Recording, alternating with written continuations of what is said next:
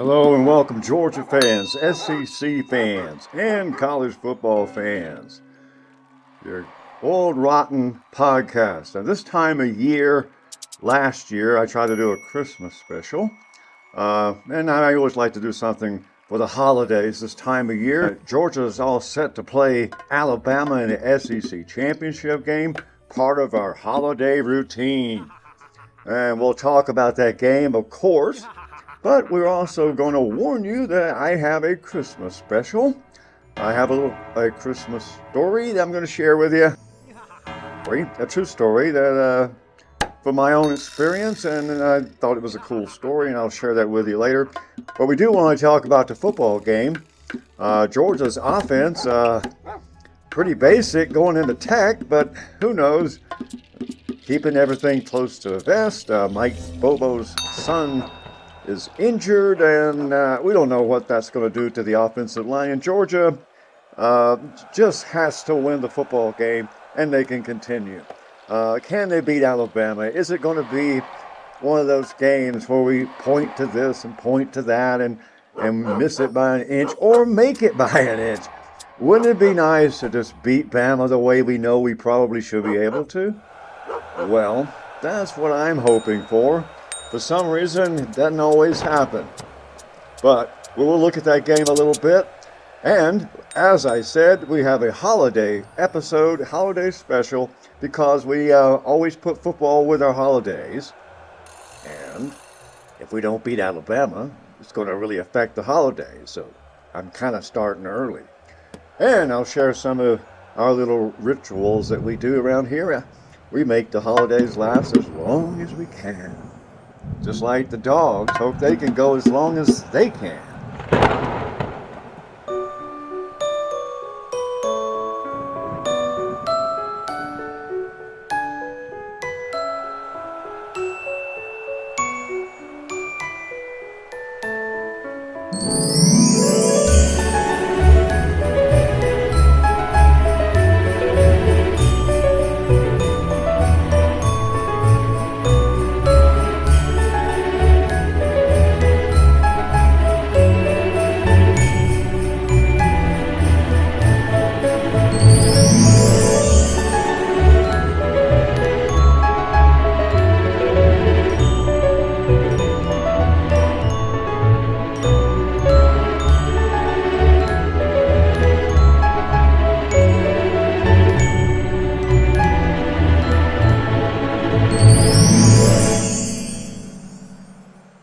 Well, the penultimate, that means next to last, the penultimate poll for the college football playoffs just released, and there are a few surprises, I guess. Texas, not on the penultimate list. Not sure what could change to make that change. Nothing. Vanderbilt, not on that penultimate list. And how can you have Cinderella win the prize if she doesn't go to the ball? Vanderbilt should have been in. And we all know who took that spot. Everybody knows the team that took that spot has a very similar color scheme. Gold. Notre Dame is in, Vandy is not. Let that sink in. I mean, very similar credentials. I think actually Vanderbilt beat better teams. But what's it take for Vanderbilt to get in the playoffs? They beat Tennessee handily. What does that mean? Tennessee, another playoff failure. We want to talk a little bit about the penultimate list, and the seeding. We'll take a look at some of that. I have my own opinions about that seeding. I don't think you should put conference members head-to-head opening round. It's almost like negating an invitation. I don't like the fact that they're playing conference ball. Conferences are ganging up, and I just want to see football teams. I want to see the best 12 football teams in the playoffs. And I want to see those teams play people during the regular season. So it's got a long way to go. And it's becoming just as you would expect, very similar to the college basketball format. We even use same terminology: brackets, seeding, expanding. And the result has, the regular season has been dealt a massive body blow.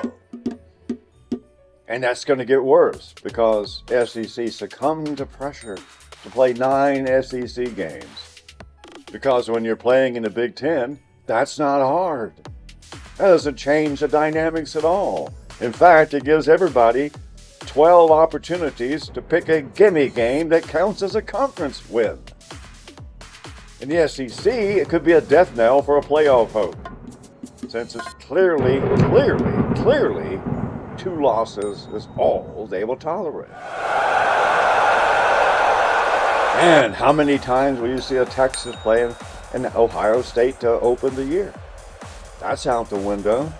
And as the season progressed, week by week, hardly anything ever really happened. Yeah, the regular season, in my opinion, is on life support. It's not going to get any better. No one's going to play tougher teams.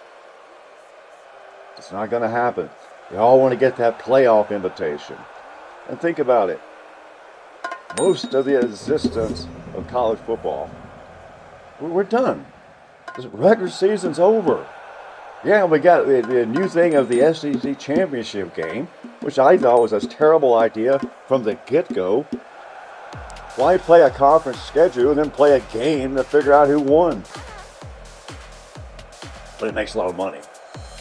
Maybe if they shared that money with the fans, got like a little check, maybe we'd feel good about it makes a lot of money. But we're the ones spending the money. So why do you care if it makes a lot of money for the SEC?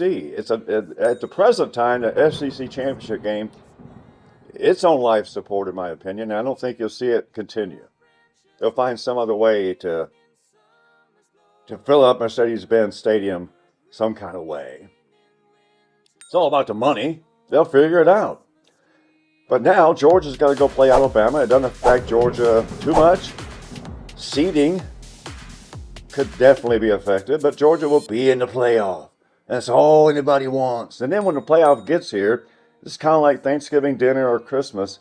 When they've opened the presents, you realize, that was a lot of hoopla for this didn't quite measure up. Yeah, the playoffs happen, and in one quick move, half the field's gone. All the teams that really shouldn't have been there fall apart, fall away, and they'll be back to pretty much the same teams we always talk about. So, college football has not done itself any favors in the last several years, and it doesn't look like they're about to start. Beauty.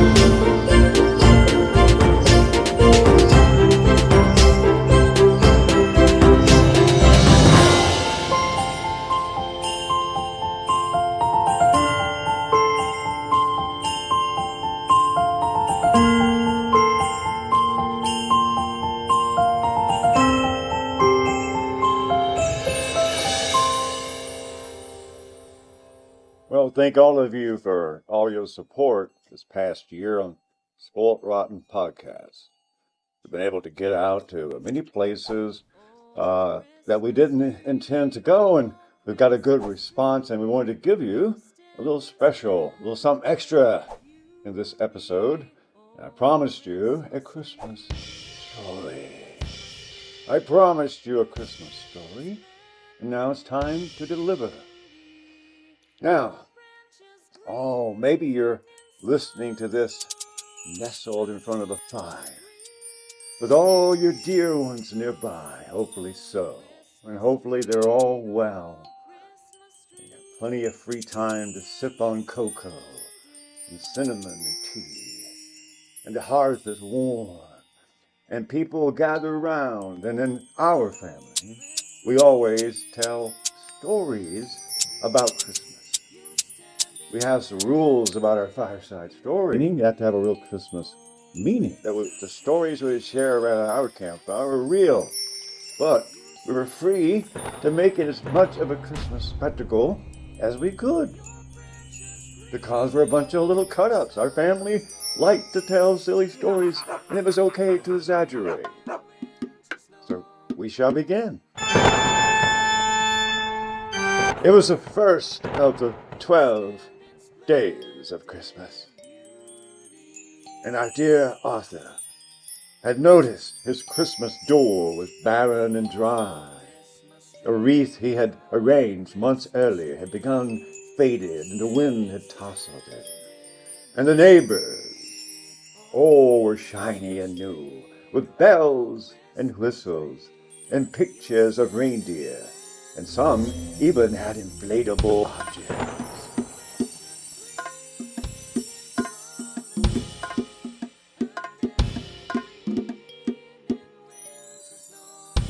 So Arthur was behind. He had just gotten the HOA statement, and he didn't want to not decorate for Christmas. And the front wreath was in very bad order, and it was the first day of the 12 days of Christmas.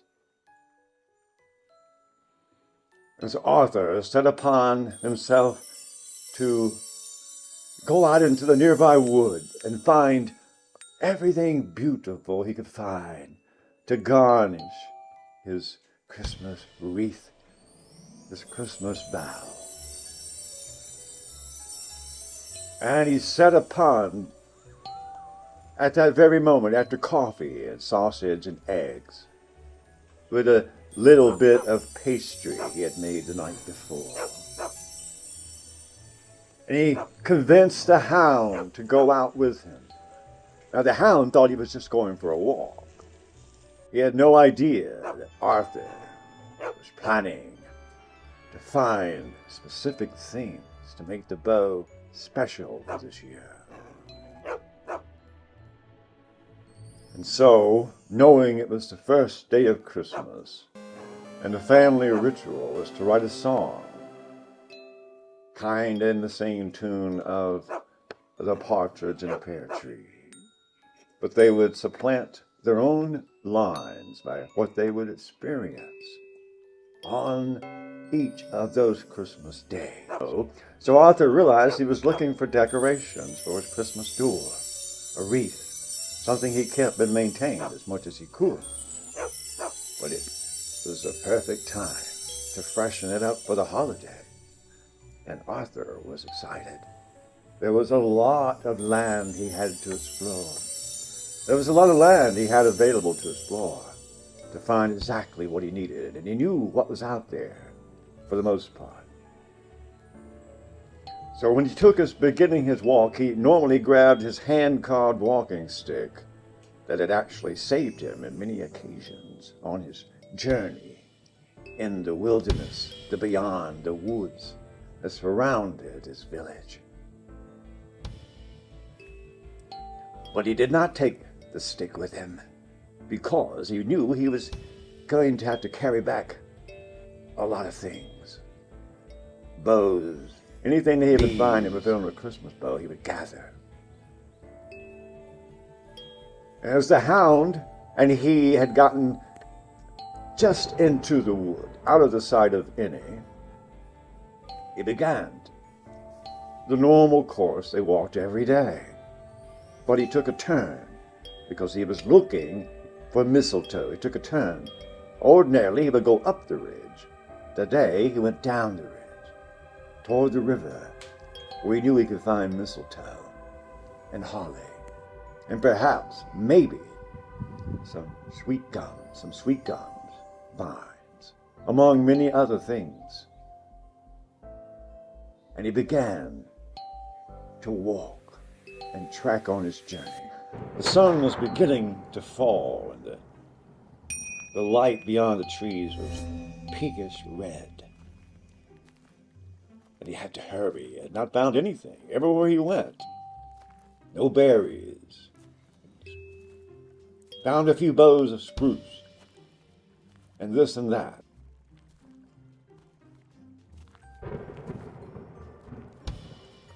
He was a bit disappointed. The sun was going down, but he wanted to get the things he needed in this walk in this very splendid wintry wood. He looked up to his left and saw a giant crane. The wingspan was amazing. And bark tumbled when the crane flapped his wings. He was near the top of a very tall old tree. When we spotted it, he stood still. Could not even see him, just like the tree. And Arthur thought nothing of it and continued, more concerned about the lack of mistletoe and the lack of berries on the holly. And then he remembered where he had found it last year, and he guided the hound closer to the river. And that is where the story began.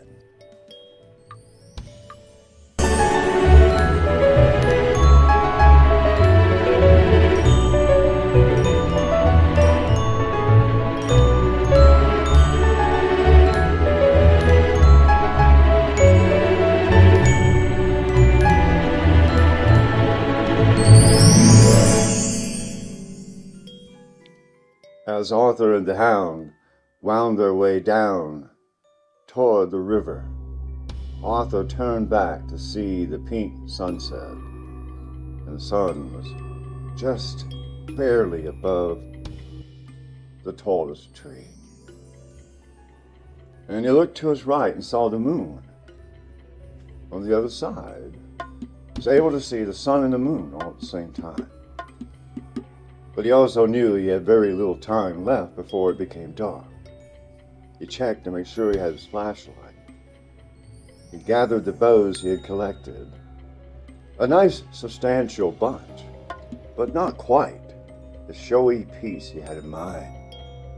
He knew if he crossed the river, the holly branches and the rows of mistletoe just beyond the edge of the river on the other side, and the hound was resisting and did not want to cross the river. He decided he could turn around right there and make it back, and the hound would be comfortable and warm. Because it was cold and it was getting dark, and he was whimpering. And Arthur was tempted to go back and settle for what he had, although he knew it wouldn't be enough to make a really impressive bow. The whole effort would have been for naught. He had to have the red berries, the holly berries. He could see it just beyond. He was determined to go get them. And that's when he made his decision that despite the fact it might be dark and cold, nothing was going to stop him from getting what he wanted today in these woods. And so he crossed the river and wound his way where he saw the holly branches and the mistletoe. He was able to climb a fairly sturdy tree just a little ways to reach the really, really rich red boughs. The holly berries were lined very deeply. You could grab them at your heart's desire. He had spent the day looking for just any color, any holly berry at all. Just anything that wasn't just ordinary green. He had a handful of that. Precious as it may be, it needed the red berries to make it pop. And as he climbed up to gather, he laid his flashlight at the tree trunk. to have his hands free, and he would gather stems, holly branches, and gently put them in his left hand, and he gathered them and gathered them, and some had berries and some did not. And then, as his hand was getting quite full of branches and boughs, he found a luscious branch that was full of berries. He snapped it off, placed it in his hand, and decided to get just a few more, just in case. He was careful not to take too much, and not take all the berries in one spot. Leave something for the animals. But the berries have a purpose, and it's much more grander than decorating a tree or a door. When he finally had what he felt like was quite sufficient, he began to come down. The hound was still anxious, but relatively peaceful.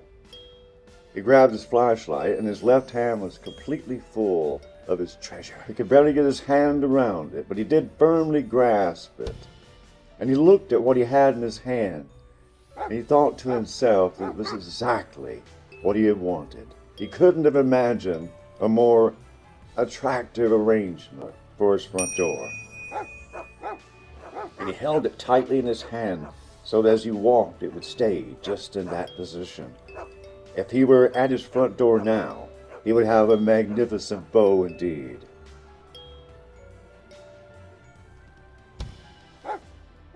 But as he got to the ground, he tumbled slightly and did not land smoothly and jarred his hand, and many red berries fell onto the ground and off their branches and rolled into the grass, and would be very handy for some birds, no doubt. He had to go back up and grab some more, and it was the second attempt is where he saw the branch that had the berries of his heart's delight. A bow of berries shaped like a heart, large and bright, and he put them in his hand with his bow, and now his decoration was splendid. And he came down again to the ground and grabbed his flashlight and was eager to get home to put this bow on his front door. But it was getting dark by now. The sun had completely set. The sun had completely set, and the hound was becoming irritated. Before he could gather his flashlight, the hound began running down to the left, and Arthur could see a flock of deer, a flurry of deer, some with antlers and some with not, rolling across the hill as if they were endless in supply. And the hound was chasing them. By the time he caught up with the hound, he had gone a long way from the way he had intended to go home, and knew he would have to go by the gorge just before the river began in earnest. It was a very deep drop-off, perhaps as much as 30 feet. Round oak tree. It left about 3 feet between the tree and the gorge for us to walk. And Arthur began walking around the tree and the gorge in that very little area of the gorge, and guided him around the tree into the safe ground beyond the gorge. And as he was stepping his own way, a twig fell from the tree limb above and startled him, knocked the flashlight out of his hand. The flashlight rolled to the edge of the gorge, but shone the light where he needed to walk. And so he scampered and grabbed the flashlight and began to head home, and he stopped suddenly to look. And he saw that he had dropped the berries from his wreath, from the leaves and branches in his hand, was all green, and most of the berries had fallen out of his grasp as the twig startled him and he dropped his flashlight, and apparently the twigs or a piece of a branch had swept away the berries. Here he was, having spent the entire day, this first day of Christmas, trying to find some sign of Christmas, some agreement with nature that Christmas was indeed a special thing, an omen of sorts. He felt like, as he was gathering his final fruit, that the woods was supporting his efforts. He could feel its cooperation. And then he was determined to go back and find his berries, even though it would be risky. He walked gingerly up to the edge of the gorge. His flashlight was able to shine. He could see, and he walked slowly around the tree, about halfway around. And there he saw his berries. They had not fallen in the gorge. They were simply laying right in front of him.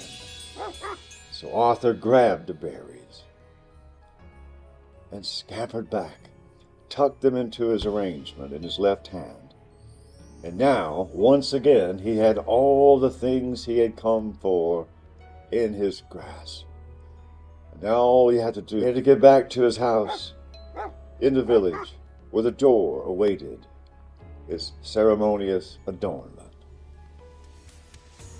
And he thought that it would be easy down the ridge, but there was a large thicket they would have to maneuver through before they could get to the open field. And once he got to the open field, it would be a short bit of woods behind the back of the house, and they could easily navigate that with a flashlight. And the trees were not that close together. He was holding his wreath as if it was a treasure of the earth. And going through the thicket, on numerous occasions, he almost had his arrangement shredded by unexpected leaves and branches. And the hound was still whimpering, a stern grip on his left hand holding that arrangement, truly as if it were a child. He was determined to get to that field and keep his treasure intact. As the moon began to crest over the woods, he assisted greatly in seeing through the thicket and managed to maneuver in the very narrow openings between the trees. And finally, they stepped into the field. He could see that the bow was indeed magnificently intact. And with a promise of chicken and bones, and ham and hops, and something else the dog would like, the hound was settled and ready to go, and they each walked gently down the path to the cottage. And Arthur was able to put the bow centerpiece right where he had thought it would look its very best. With just a bit of effort and a bit of tweaking and twining, the bow was all set. And the first day of Christmas, according to Arthur's mind, had been a good one indeed.